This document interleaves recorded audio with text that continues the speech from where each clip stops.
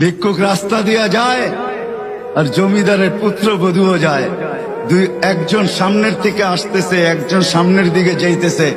দুইজনের ক্রসিং এর সময় ভিক্ষুকের গায়ের কাদা জমিদারের পুত্রবধূর গায়ে লেগে গেছে।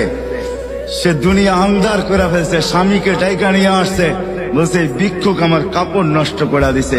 সে শুধু ভিক্ষুক ছিল না, বৃদ্ধ ছিল। বৃদ্ধ ছিল না শুধু, জীর্ণ ছিল, শীর্ণ ছিল।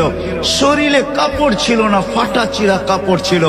পায়ে জুতা ছিল না, পেটে ভাত ছিল না। জমিদারের পুত্র সইতে পারে নাই, যৌবনী শক্তি সয় তো সয় কি কইরা।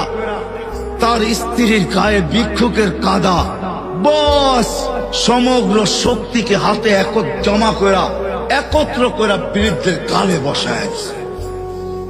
বৃদ্ধ কিচ্ছু বলে নাই, শুধু উপরের দিকে তাকায় দুই তিনটা শব্দ উচ্চারণ করছেন। শব্দগুলা হলো ইয়া মাল্লাহ তারা হলো ওয়ুন, ও আল্লাহ চোখে দেখা যায় না।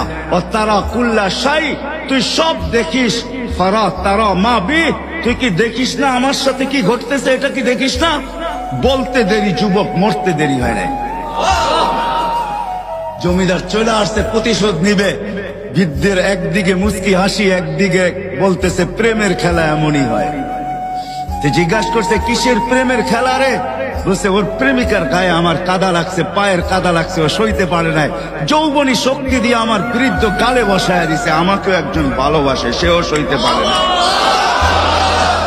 সেও সইতে পারে না। ও তো থাপ্পড় দিয়া খেলতো, সে জান নিয়ে নিছে, জান।